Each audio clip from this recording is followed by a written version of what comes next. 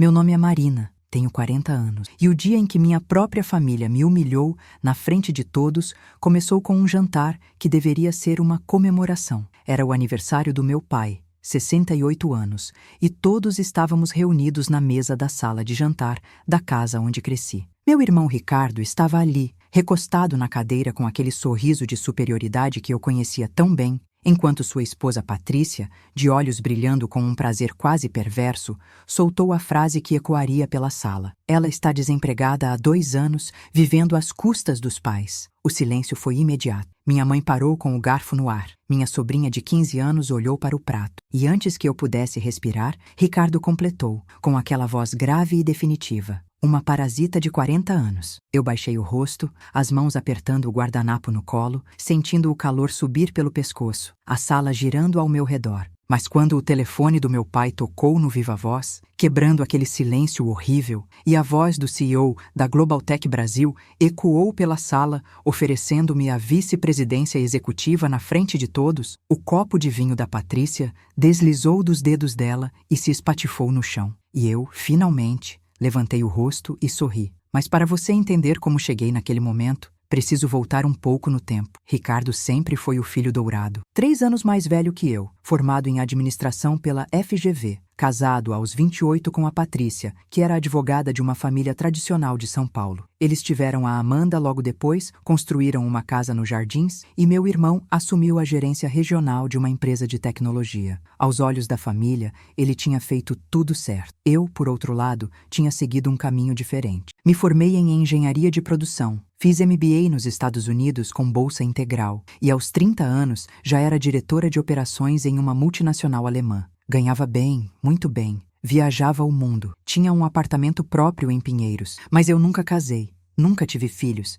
E para a Patrícia, isso sempre foi uma falha imperdoável. Marina, você não acha que está na hora de pensar em constituir família? Ela perguntava em todos os almoços de domingo, com aquele sorriso que não chegava aos olhos. Carreira é importante, mas uma mulher precisa de alguém, não é? Eu sorria, educada. Estou bem assim, Pati.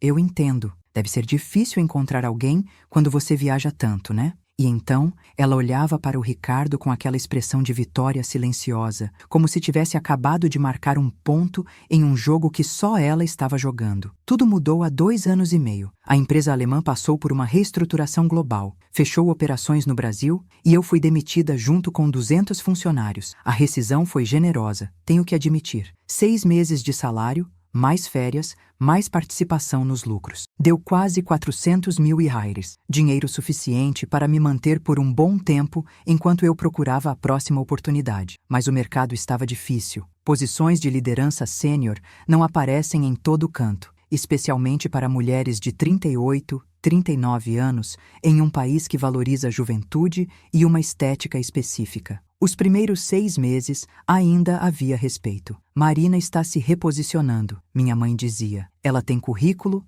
logo aparece algo. Mas quando chegou o primeiro ano, as coisas começaram a mudar. Nas reuniões de família, eu percebia os olhares. A Patrícia havia começado a me cumprimentar com aquele abraço falso, 3 tapinhas nas costas, sorriso tenso. E aí, Mari? Alguma novidade? Estou em alguns processos, eu respondia. Ah, que bom! Mas você não pensou em pegar algo menor, temporário, sei lá, consultoria freelance? Por que ficar parada assim? Ricardo geralmente ficava em silêncio, mas eu via o julgamento nos olhos dele. Via quando ele olhava para o nosso pai com aquela expressão de "eu avisei". Como se ele tivesse previsto que minha vida independente, sem marido, sem filhos, focada na carreira, ia desmoronar eventualmente. Foi no Natal do ano passado que a primeira humilhação real aconteceu. Estávamos todos na casa dos meus pais, abrindo presentes. Ricardo deu ao nosso pai um relógio Rolex, para o homem que sempre foi meu exemplo, ele disse, abraçando meu pai. A Patrícia deu à minha mãe uma bolsa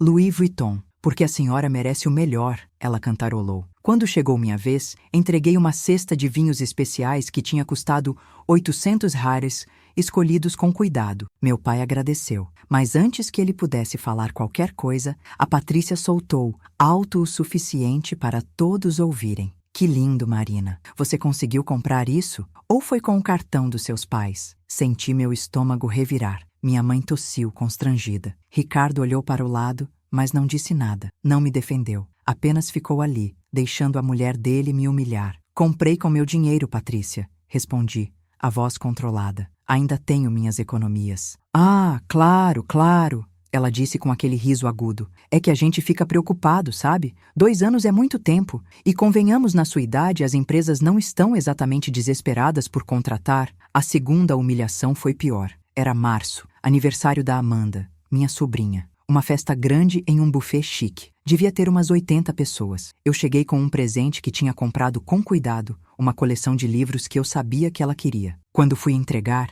a Patrícia estava conversando com um grupo de amigas, todas elas mulheres bem vestidas, joias discretas, mas caras, aquele ar de quem nunca teve que se preocupar com dinheiro. Marina, vem aqui, vem conhecer minhas amigas, ela me chamou, com aquele entusiasmo exagerado que sempre prenunciava algo ruim. Eu me aproximei, cumprimentei. Meninas, essa é a Marina, cunhada do Ricardo. Ela trabalhou em uma multinacional, foi uma executiva super bem-sucedida. As mulheres sorriram, educadas. Mas agora está em uma fase de transição, né, Marina? Patrícia continuou, a mão no meu ombro como se fosse um gesto de apoio. Mercado difícil, né? Especialmente depois dos 40. Mas ela está firme, procurando, tentando se reinventar. A gente admira muito essa força dela. Eu estava sendo exibida, como um exemplo, um aviso. Vejam o que acontece quando você não segue o caminho certo. Respirei fundo. Obrigada, Patty. Se vocês me dão licença... Mas ela não tinha terminado. Sabe o que é engraçado? Ela disse, agora olhando diretamente para mim. Você sempre foi tão independente. Então, eu não preciso de ninguém. E agora está morando de favor na casa dos seus pais. A vida dá voltas, né? Eu não estava morando de favor. Eu estava visitando mais, é verdade. Meu apartamento estava alugado porque era uma renda extra que eu precisava. Eu ficava no meu antigo quarto quando vinha para São Paulo, o que era frequente porque minha mãe estava com uns problemas de saúde e eu ajudava a levá-la em consultas. Mas na narrativa da Patrícia, eu era uma fracassada que tinha voltado para a casa dos pais porque não conseguia me sustentar. A terceira vez foi a gota d'água. Foi em junho. Um almoço de domingo normal. Eu estava ajudando minha mãe na cozinha quando ouvi vozes na sala. Era Ricardo e Patrícia conversando com meu pai. Aproximei-me em silêncio. Pai, a gente está preocupado com a Marina, Ricardo dizia, com aquele tom de filho responsável. 2 anos desempregada, ela está gastando as economias dela e eventualmente vai acabar. O que vai acontecer quando o dinheiro terminar? Seu pai e eu vamos ajudar se for preciso, minha mãe respondeu, entrando na sala com uma travessa. Eu fiquei no corredor, ouvindo. Mas é isso que a gente está falando, a Patrícia emendou. Vocês não podem ficar bancando uma adulta de 40 anos. Isso não é saudável para ela nem para vocês. Ela precisa aceitar a realidade, pegar qualquer emprego, ganhar o dela. Qualquer emprego, meu pai repetiu, a voz meio incerta. Pai, a Marina sempre foi metida à besta, Ricardo disse, e aquilo me acertou como um soco. Sempre se achando melhor que todo mundo porque estudou fora, porque era executiva. Mas a real é que ela não é mais. E quanto mais tempo ela fica nessa ilusão, pior vai ser. Senti as lágrimas queimarem, mas não deixei cair. Não ia dar a eles essa satisfação. Eu acho que vocês estão sendo duros demais, minha mãe tentou. A gente está sendo realistas, mãe, Ricardo rebateu. E olha, não é por mal. A gente ama a Marina, mas alguém tem que falar a verdade para ela. Ela está virando um peso para vocês. Foi nesse momento que algo mudou dentro de mim.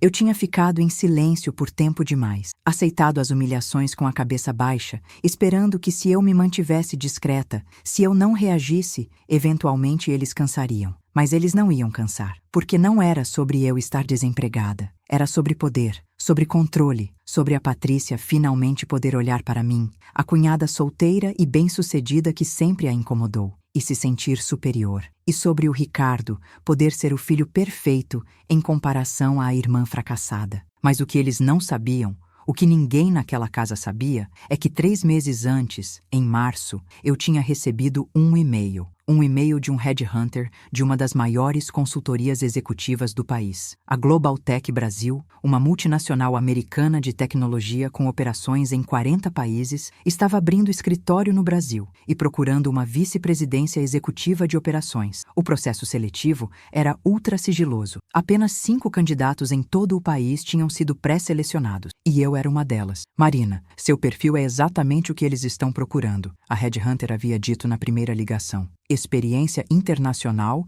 histórico comprovado em reestruturação, fluência em 3 idiomas, MBA. Mas preciso que você entenda, esse processo é confidencial. A empresa não pode ter vazamento de informações sobre a expansão. Então você não pode comentar com ninguém. Ninguém mesmo. Nem família. Eu concordei. E durante 3 meses, eu passei por 6 rodadas de entrevistas, testes psicológicos, dinâmicas de grupo com os outros candidatos, apresentações de caso, entrevistas com o CEO global via videoconferência. Cada etapa eliminava alguém. E eu continuava avançando. Ninguém sabia. Minha família via uma mulher desempregada, sem rumo, dependente. Mas eu estava, silenciosamente, metodicamente, conquistando uma das posições executivas mais cobiçadas do mercado brasileiro. O salário inicial era de R$ 85 mil mensais, mais bônus, mais stock options, mais benefícios, 5 vezes o que Ricardo ganhava. Enquanto eles me humilhavam,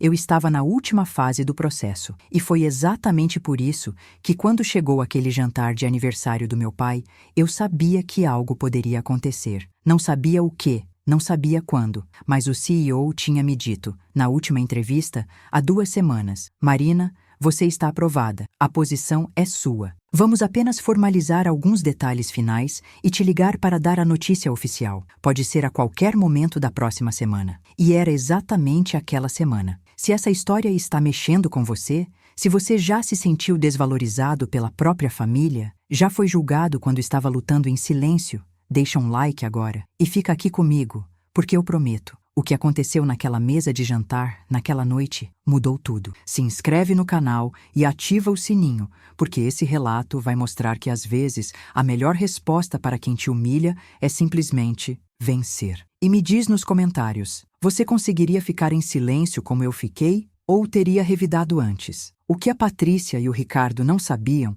é que eu não estava sozinha nessa. Nos últimos meses, enquanto eles me tratavam como uma falha ambulante, eu tinha encontrado aliados inesperados. O primeiro foi meu ex-chefe da multinacional alemã, o Klaus. Quando soube que eu estava no processo da Global Tech, ele não só escreveu uma carta de recomendação que, segundo a Headhunter, foi uma das mais impressionantes que eles já tinham visto, como me conectou diretamente com um dos diretores globais da empresa. Marina, ele me disse em uma videochamada, você foi a melhor profissional que eu tive no Brasil. Essa posição é sua por mérito, mas se você precisar de qualquer suporte, me avisa. A segunda aliada foi, surpreendentemente, a Mariana, uma prima distante que trabalhava em RH de uma grande corporação. A gente não era próxima, mas ela tinha me ligado do nada um dia, dizendo que tinha ouvido pelos corredores da família sobre meu fracasso profissional e queria oferecer ajuda. Quando contei a ela, em sigilo absoluto,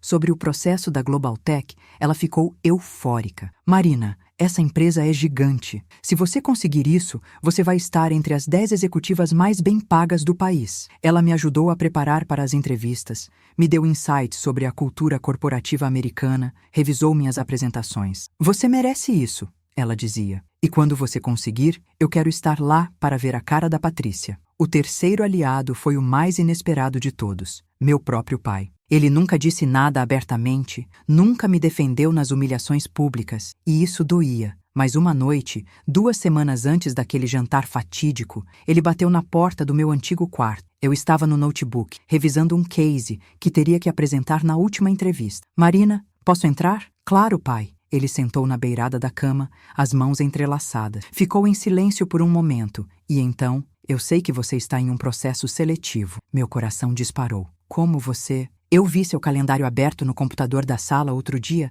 sem querer. Tinha marcado a entrevista final e tinha um e-mail na tela sobre preparação executiva. Ele olhou para mim. Você não precisa me contar se não quiser, mas eu só queria que você soubesse que eu nunca, nem por um segundo, acreditei que você é uma fracassada. Você é a pessoa mais brilhante que eu conheço. E se você está quieta, é porque está planejando algo grande. Senti um nó na garganta. Pai, por que você nunca me defende quando a Patrícia... Porque eu sou um covarde, ele respondeu. Simples assim. Porque o Ricardo é meu filho também. E eu não quero brigar com ele, porque sua mãe pede para eu manter a paz. Mas isso não quer dizer que eu concordo. E quando esse seu processo der certo, e vai dar, eu sei que vai, eu vou estar aqui para comemorar com você. Prometo. Naquela noite, enquanto meu pai saía do quarto, eu chorei pela primeira vez em meses. Não de tristeza, mas de um alívio estranho. Alguém acreditava em mim. Durante esses meses, eu observei meu irmão e minha cunhada com um olhar diferente. Antes,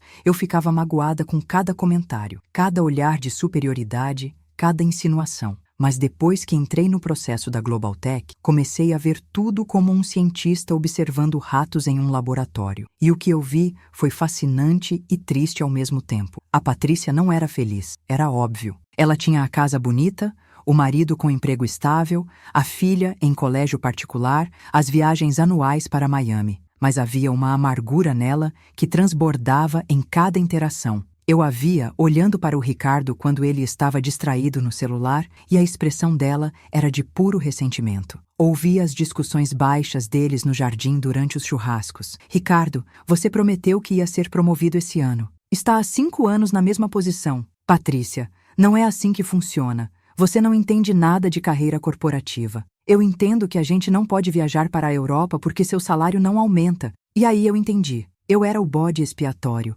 Enquanto eles podiam me apontar como o exemplo do fracasso, eles não precisavam olhar para suas próprias vidas medíocres. A Patrícia tinha trancado a faculdade de Direito no 3º ano quando casou. Nunca trabalhou um dia na vida. Vivia da renda do Ricardo e de uma mesada que a família dela dava. O Ricardo estava estagnado profissionalmente, ganhando 18 mil reais por mês, o que é um bom salário, sim, mas não para o padrão de vida que eles insistiam em manter. Eles estavam afundados em dívidas de cartão de crédito. Eu tinha descoberto quando ouvi, sem querer, uma ligação dele com o banco pedindo aumento de limite. Mas enquanto eu era a parasita desempregada, eles eram o casal bem-sucedido. Até que um dia, cerca de uma semana antes do jantar, aconteceu algo que me deu ainda mais munição, mesmo sem eu ter pedido. Eu estava no mercado, comprando algumas coisas para minha mãe, quando vi a Patrícia. Ela não me viu. Estava em uma cafeteria do shopping, sentada em uma mesa com um homem que definitivamente não era meu irmão.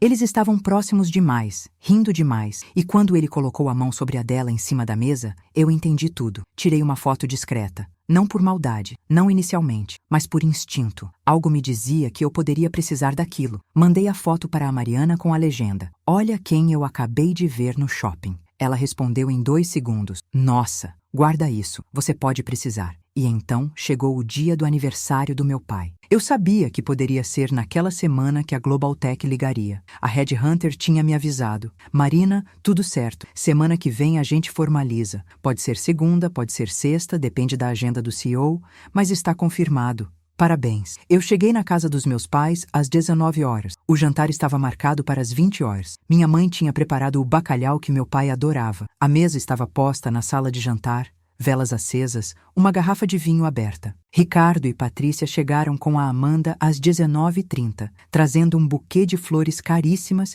e uma garrafa de uísque escocês de 2.000 reais. "Para o melhor pai do mundo", Ricardo disse, abraçando meu pai. Eu dei a meu pai um livro raro que eu sabia que ele queria há anos, uma edição especial sobre a Segunda Guerra Mundial que tinha me custado 600 reais. Ele adorou, seus olhos brilharam. Mas antes que ele pudesse agradecer direito, Patrícia já estava falando. "Que fofo, Marina! É de antiquário? Você adora essas coisas antigas, né?" Respirei fundo. "É uma primeira edição, Pati, bem rara." "Ah, que chique!" Ela sorriu, mas o sorriso não chegou aos olhos. "Onde você achou? No Mercado Livre?" Não respondi. Apenas sorri e fui ajudar minha mãe na cozinha. O jantar começou tranquilo. Conversas sobre a Amanda, sobre o trabalho do Ricardo, sobre as obras que a Patrícia queria fazer na casa deles. Eu comia em silêncio, respondendo quando perguntavam algo diretamente, mas sem puxar assunto. Estava com meu celular no bolso, no vibrar, checando discretamente a cada 5 minutos. Nada ainda. Foi depois da sobremesa, quando meu pai abriu a garrafa de uísque que Ricardo tinha trazido e serviu uma dose para todos, que a coisa desandou. Não sei se foi o álcool ou se foi a necessidade dela de preencher o silêncio, mas a Patrícia começou. "Marina, e aí? Alguma novidade no campo profissional?" Todos os olhares se voltaram para mim. Senti o estômago apertar, mas mantive a voz firme. "Estou em alguns processos." "Alguns processos", ela repetiu, fazendo aspas com os dedos. "Você fala isso há 2 anos, né? E nada acontece." "Patrícia", minha mãe começou, mas ela continuou. "Não, mãe, alguém tem que falar." A Marina está desempregada há 2 anos. 2 anos! Vivendo às custas dos pais, dormindo no quartinho dela como se tivesse 15 anos de novo. Isso não é normal. Ela tem 40 anos. O silêncio caiu na mesa como uma pedra na água. Meu pai parou com o copo no ar. Amanda olhou para o prato. Ricardo olhou para mim com aquela expressão de pena misturada com desprezo. E então falou. A voz baixa, mas clara. Uma parasita de 40 anos. Senti o mundo desabar. Não pela frase em si, mas porque foi meu irmão quem disse.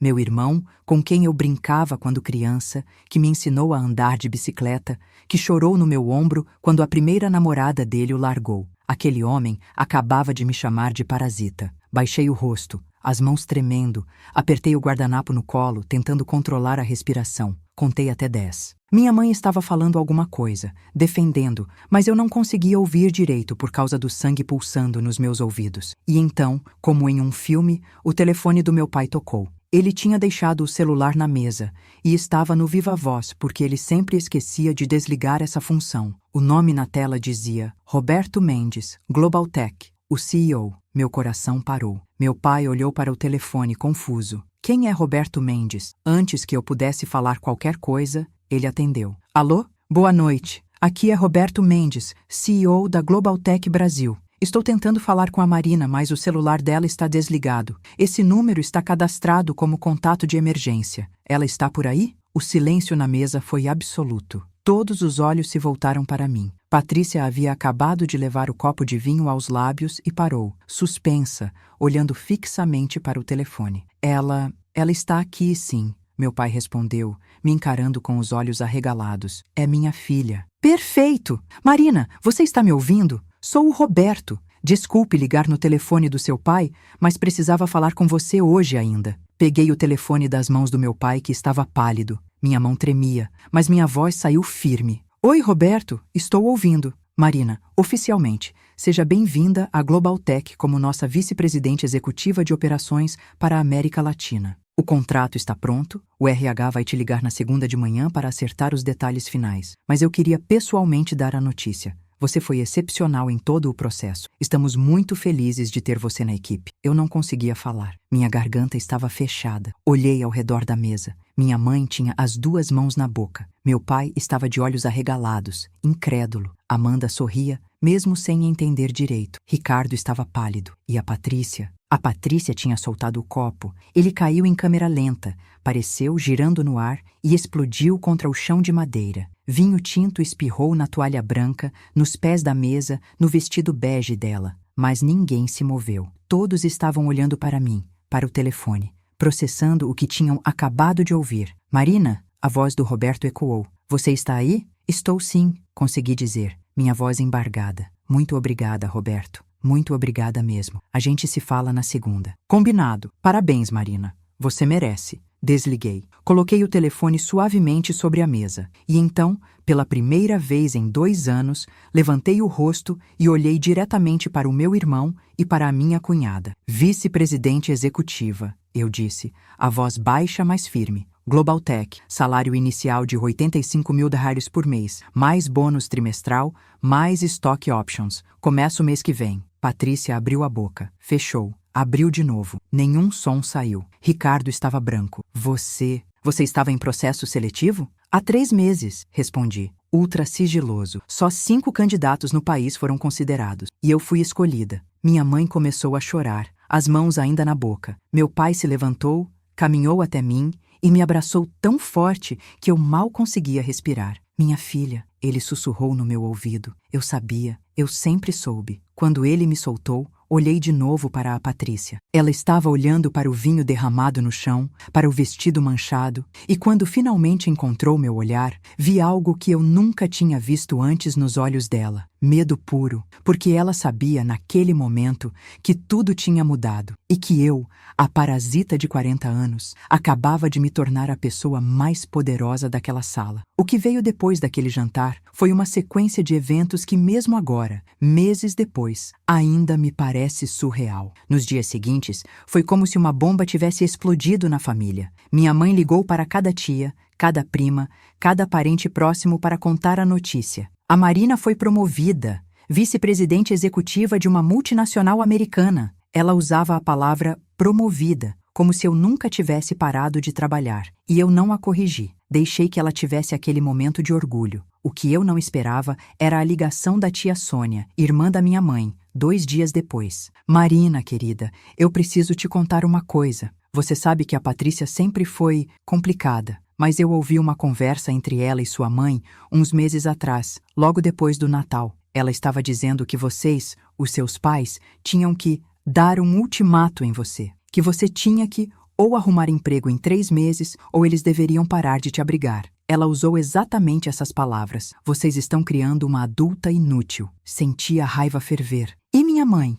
O que ela disse? Sua mãe ficou em silêncio. E sabe o que a Patrícia falou depois? Ela disse: se a Marina não sair dessa casa logo, ela vai sugar vocês até não sobrar nada. E quando vocês forem velhos e doentes, quem vai cuidar? Eu não, porque vou estar cuidando dos meus sogros. E ela não, porque vai estar velha, sozinha e sem dinheiro. Marina, ela estava plantando medo na sua mãe, manipulando. Desliguei o telefone com as mãos tremendo, mas não de tristeza, de uma clareza cristalina. Tudo fazia sentido agora. Os comentários, a escalada da humilhação, a insistência em me fazer parecer uma falha. A Patrícia estava construindo uma narrativa, e essa narrativa tinha um objetivo: me isolar da família, me fazer parecer um peso, para que quando eles eventualmente precisassem de alguma coisa de mim, financeiramente, emocionalmente, qualquer coisa, eu já estivesse categorizada como a que não presta, a que não consegue nem cuidar de si mesma. Mas havia mais. A Mariana, minha prima,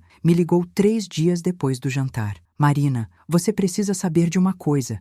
Eu estava conversando com a Júlia, aquela prima que trabalha no banco. Você sabe que ela trabalha na agência onde o Ricardo tem conta, né? Não sabia. Pois é. E ela não deveria me contar isso, mas ela me contou porque ela te adora. Marina, o Ricardo e a Patrícia estão quebrados. Eles têm mais de 200 mil reais de dívida em cartão de crédito. A casa está com 3 parcelas atrasadas de financiamento. O colégio da Amanda está com mensalidade vencida há 2 meses. Eles estão se afundando. Fiquei em silêncio, processando. E por que eles não pediram ajuda? Porque admitir que estão quebrados destruiria a imagem de sucesso que eles construíram. E adivinha quem eles estavam planejando pedir dinheiro emprestado? Segundo a Júlia ouviu numa conversa que o Ricardo teve com o gerente? Eu já sabia antes dela falar. Seus pais. Eles iam pedir uma ajuda de 100 mil reais, alegando uma oportunidade de investimento. Mas antes, eles precisavam garantir que seus pais não fossem te dar dinheiro, porque se seus pais estivessem bancando a filha parasita, não teriam como emprestar para o filho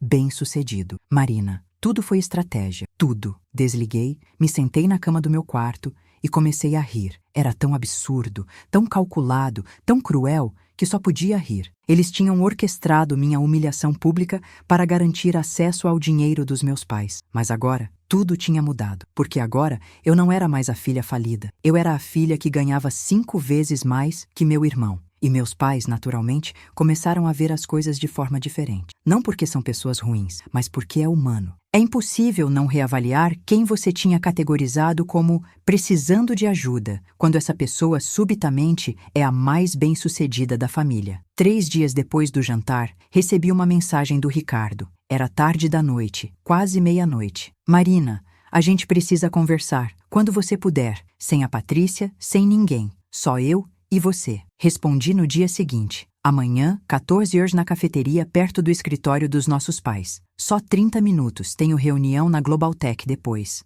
Ele apareceu pontualmente. Estava com olheiras, o rosto cansado, as mãos nervosas mexendo na xícara de café que tinha pedido. Sentei na frente dele, controlada, esperando. Marina, eu preciso te pedir desculpas. Ele começou, sem olhar nos meus olhos. O que eu disse naquele jantar foi horrível. Eu não deveria ter te chamado daquilo. Foi baixo, foi cruel. E não era verdade. Fiquei em silêncio, observando. Ele continuou. Eu sei que você deve estar magoada. E você tem todo o direito. Mas eu queria que você soubesse que eu nunca quis te machucar. A Patrícia, ela às vezes fala coisas e eu acabo repetindo. E eu sei que isso não é desculpa, mas... Ricardo, interrompi, minha voz calma. Você realmente acredita no que está dizendo? Ou está com medo? Ele parou, finalmente me encarando. Medo de quê? de que eu conte para os nossos pais sobre a dívida de 200 mil réis, sobre o plano de pedir dinheiro emprestado, sobre como você sistematicamente me humilhou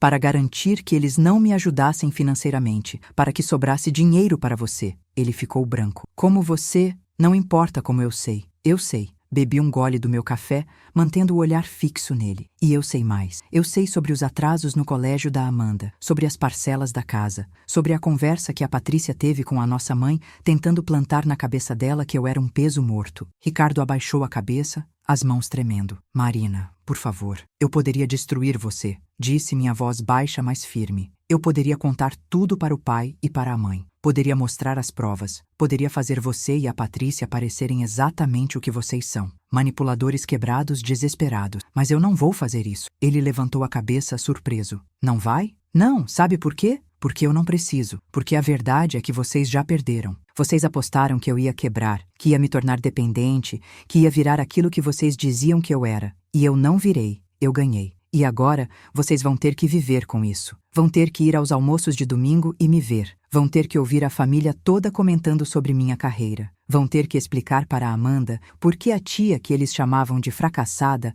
é agora a pessoa mais bem-sucedida da família. Essa é a minha vingança. A sua própria existência perto de mim. Levantei, peguei minha bolsa. Ele ficou sentado, destruído. Ah, e Ricardo, se você ou a Patrícia tentarem se aproximar dos nossos pais pedindo dinheiro, eu vou saber. E aí sim, eu conto tudo. Entendido? Ele apenas acenou, incapaz de falar. Saí daquela cafeteria me sentindo, pela primeira vez em anos, completamente livre. Mas a história não terminou aí, porque 3 semanas depois, aconteceu algo que eu nunca poderia ter previsto. Eu estava no meu novo escritório na Global Tech, uma sala com vista para a Avenida Paulista, janelas do chão ao teto, móveis modernos, quando recebi uma ligação da Amanda, minha sobrinha. Tia Marina? A voz dela estava trêmula. Você pode vir me buscar na escola? Amanda, o que aconteceu? Cadê sua mãe? Ela brigou com o meu pai hoje de manhã. Foi feio, tia. Eles estavam gritando. E ela saiu de casa.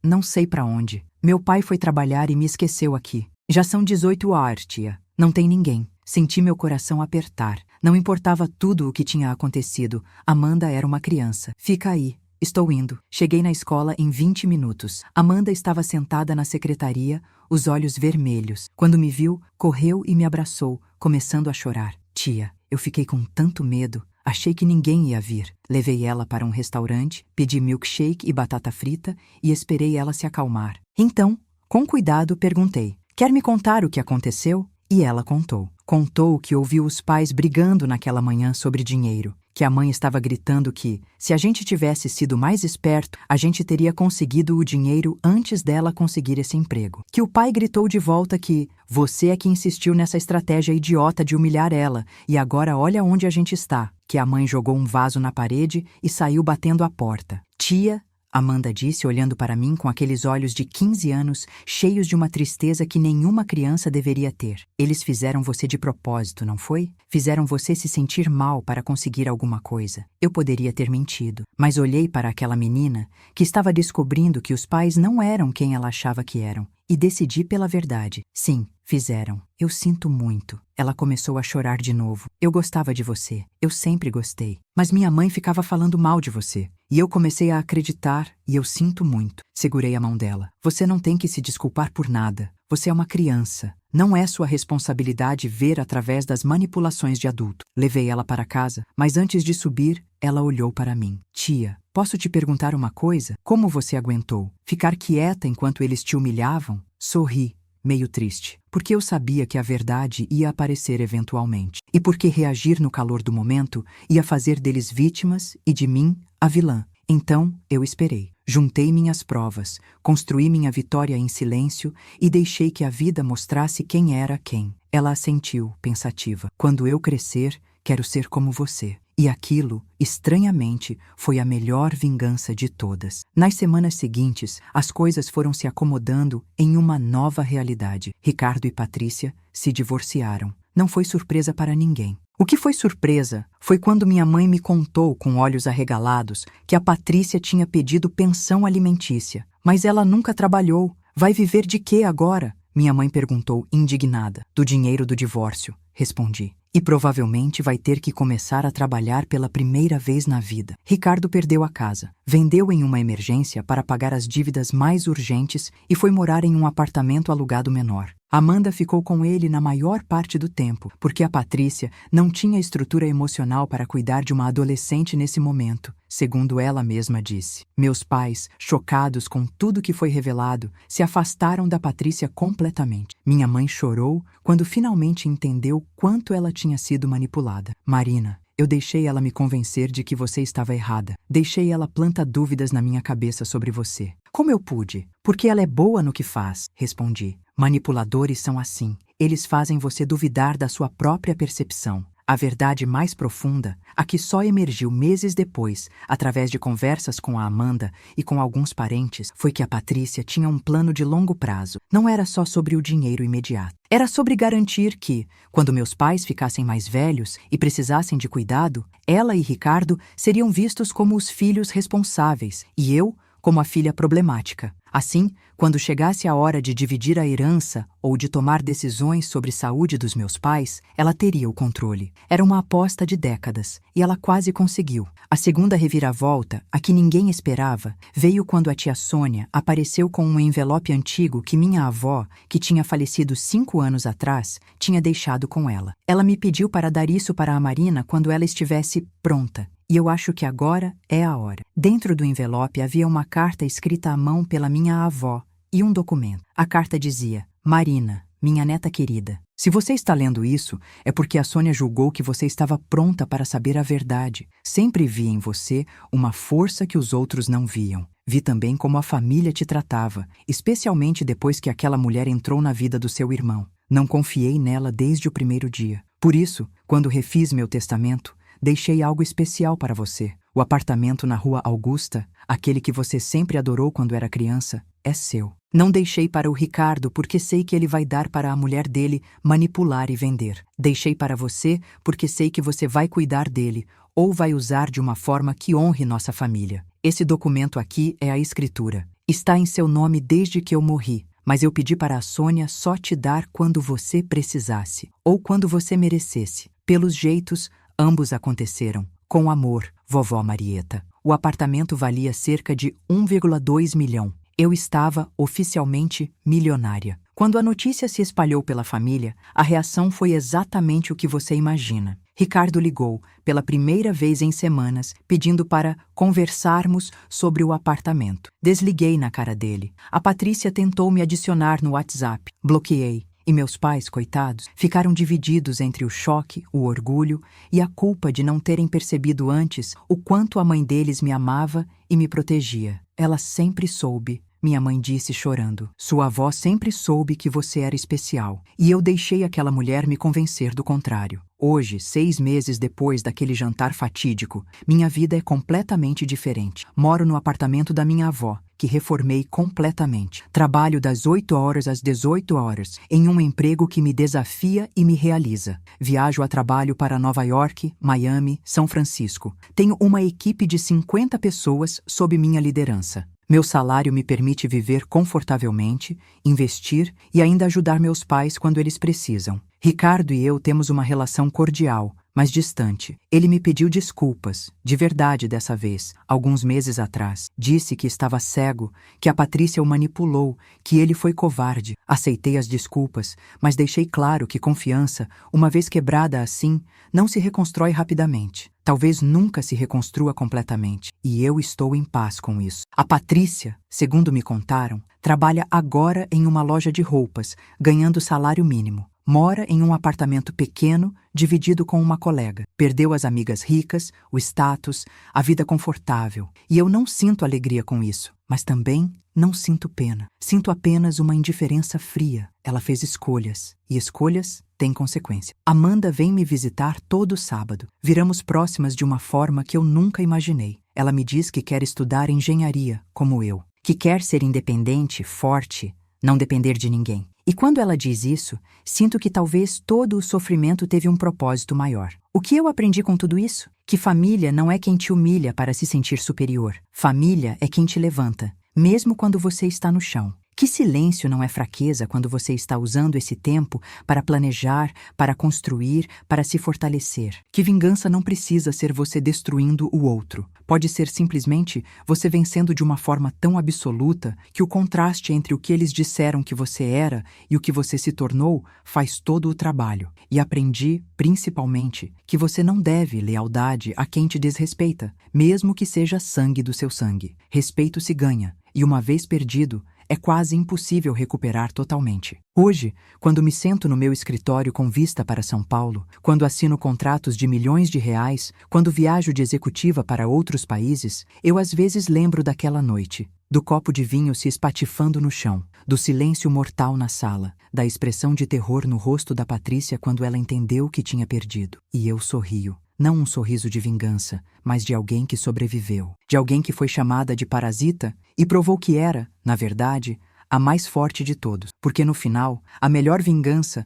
não é fazer o outro sofrer. É viver tão bem, tão plenamente, tão completamente, que a vida deles, em comparação à sua, se torna o próprio castigo. Se você chegou até aqui, se ouviu minha história completa, eu quero que você saiba uma coisa. Se você está sendo humilhado agora, se alguém está te fazendo sentir pequeno, inferior, fracassado, não acredite. Documente tudo, reúna suas forças, planeje sua saída ou sua reviravolta e espere. A vida tem uma forma estranha de revelar a verdade, e quando ela revelar, você vai querer estar preparado. Deixa seu like se essa história tocou você de alguma forma. Se inscreve no canal se você quer mais relatos reais de pessoas que não aceitaram ser pisadas e que viraram o jogo. Ativa o sininho porque toda semana tem história nova. E me conta nos comentários. Você já passou por uma situação onde ficou quieto, planejando, esperando o momento certo? Ou você é do tipo que revida na hora? Não existe certo ou errado,